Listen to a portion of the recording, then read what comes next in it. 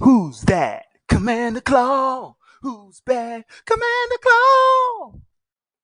Welcome back to another episode of Breaking Brews. I am Commander Claw, your host here for Everything Commander, and I'm here to give you cards that work with this commander, Pantlaza, Sun Favored, that either enhances your idea or make you change your mind about this commander. So let's get straight into it.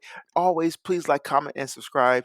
If you know there's any cards in here that you don't like, you better leave a comment and tell me why you don't. Move it on. All right, Pantlaza is a 4/4 legendary dinosaur. For Naya colors, it says whenever Pantlaza, Sun Favorite, or another dinosaur enters the battlefield under your control, you may discover X, where X is that creature's toughness. Do this only once each turn. If you do not know the Discover mechanic is like Cascade ish. But, anyways, let me read what it says. Exile cards from the top of your library until you exile a non land card with that mana value or less. Cast it without paying its mana cost or put it into your hand. Put the rest on the bottom of your library in a random order. It is better than Cascade.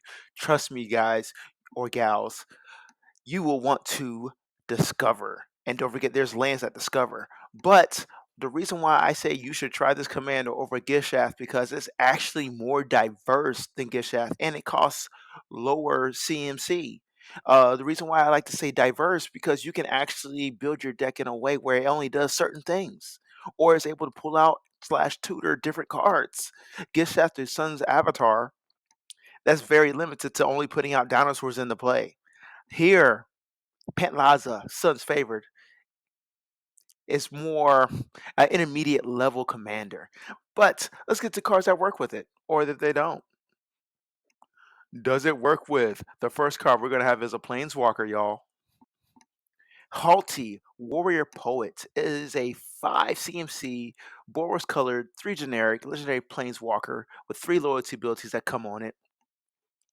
And the first loyalty ability says you gain life equal to the greatest power among creatures you control, +2.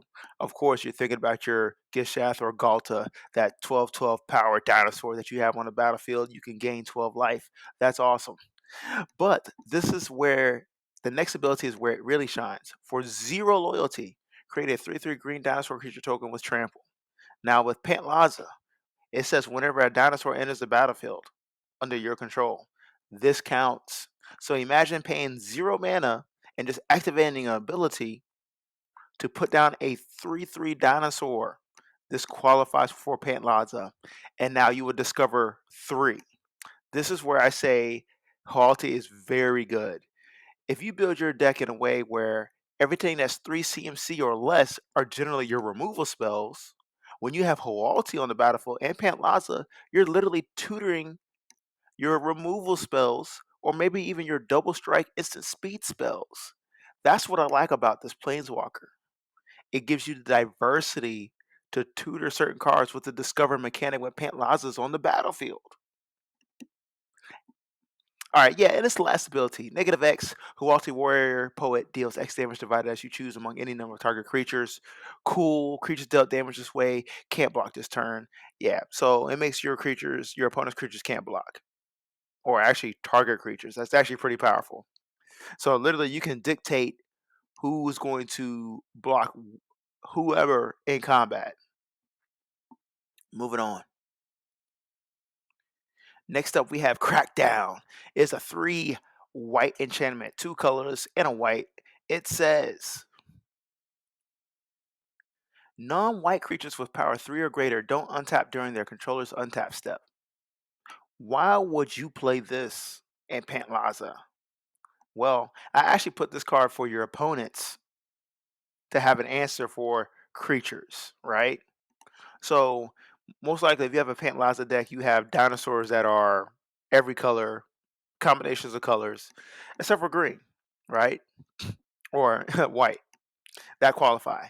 Um, yeah, this is gonna shut down your creatures and your opponent's creatures once they become tapped. So you could use this as your advantage. It has a political attribute where if opponents have tapped creatures, they don't untap if they qualify. It says non-white creatures with power 3 or greater. So that means green, blue, black, red with power 3 or greater don't untap. So once they tap to use an ability, that's it. That's it. They do not untap. And that could be devastating because there's a lot of activated ability activated abilities that your opponent's creatures can do that require tapping. So this shuts them down. It can also shut you down, especially if you don't have a Seaborn Muse to untap everything you have here. Moving on.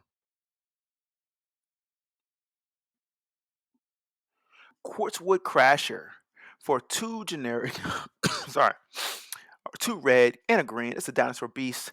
It's a 6/6 with trample. It says whenever one or more creatures you control with trample deal combat damage to a player, create a XX green dinosaur beast creature token with trample, where X is the amount of damage those creatures dealt to that player. Yeah. So this qualifies just like Hualti. Whenever you put a dinosaur token into play, that qualifies for Pantlaza to put in to discover whatever. Because now, depending on your toughness of your creature from this dinosaur, how much damage it dealt, you discover that many. So you could discover 2, 1, 5, 6, 7, depending how much damage you did with a creature with trample. And there's a lot of dinosaurs that have trample. Just look through them. Trust me. Politics as usual. You know, this is my favorite segment.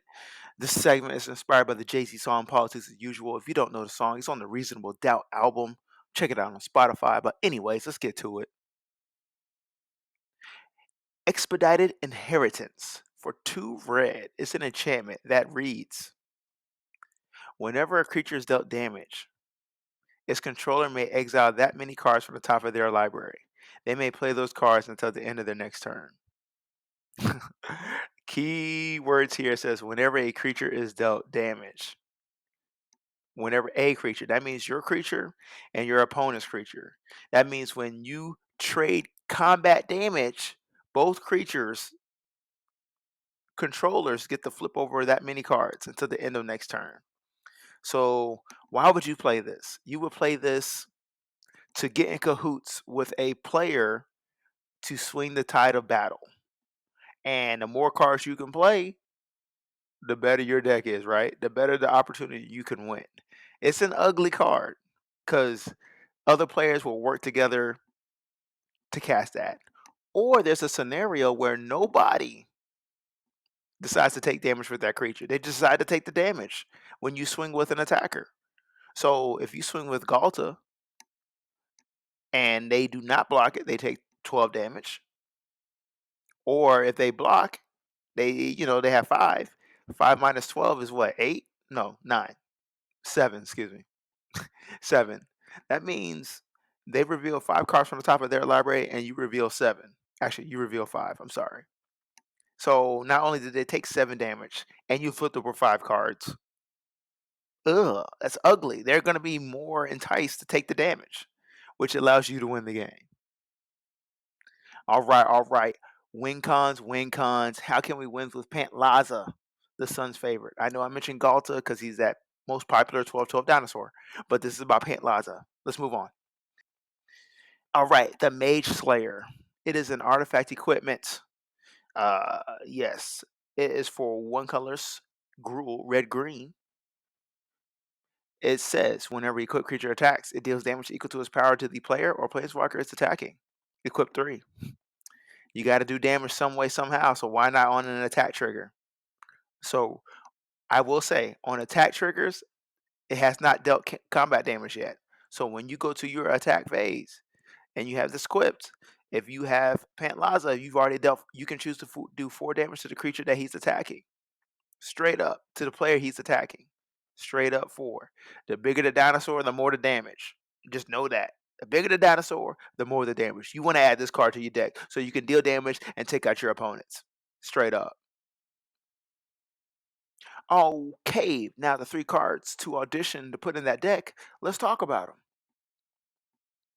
First up is Mirror Entity. It is 2 colors and a white. It's a shapeshifter creature, which counts as a dinosaur because it has changeling. Yeah. Anyway, since it has changeling, it counts as a dinosaur. Tap X until end of turn. Creatures you control have base power and toughness XX and gain all creature types. So this is perfect for um, making your creatures all into dinosaurs, right?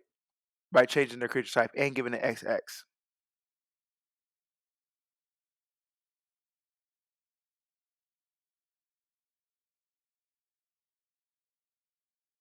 Okay, sorry, I had to read it. That's a mental block. So you tap X to make your creatures whatever. So if you tap 5 mana and use this ability, your creatures are 5/5s, and they have all creature types. I'm so sorry. Keep watching. Okay, next up we have Durnan of the Yawning Portal. It's a 3/3 legendary creature, human warrior for 4 CMC total. He says, whenever Durnan attacks, look at the top 4 cards of your library. You may exile a creature card from among them. Put the rest on the bottom of your library in any order. For as long as that card remains exiled, you may cast it. That spell has Undaunted. Undaunted says it costs 1 colorless less to cast for each opponent. Choose a background. That's not going to apply to us. The reason why I say put Durnan into this deck is because um, you can actually when you have him on the battlefield, whenever he attacks, that is a repeated attack, right? I mean, a repeated trigger. So each combat phase you attack with this guy, you get to look at the top 4 cards and put possibly a dinosaur card into exile and cast him for possibly 3 less than what he is. That's a steal. That's a steal.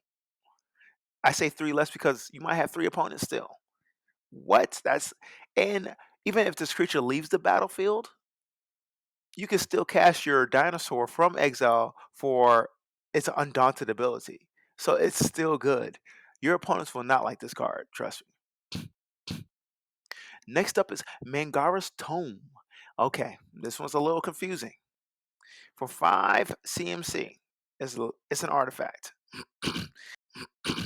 It says, when Mangara's Tome comes into play, search your library and choose any 5 cards. Shuffle these cards and put them face down under Mangara's Tome. Shuffle your library afterwards. If you lose control of Mangara's Tome, remove all cards under it from the game.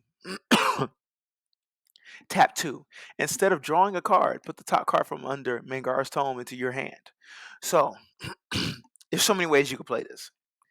You could play this to get one card that you really want, one card that you really want, and have it as the top card of Mangara's Tome.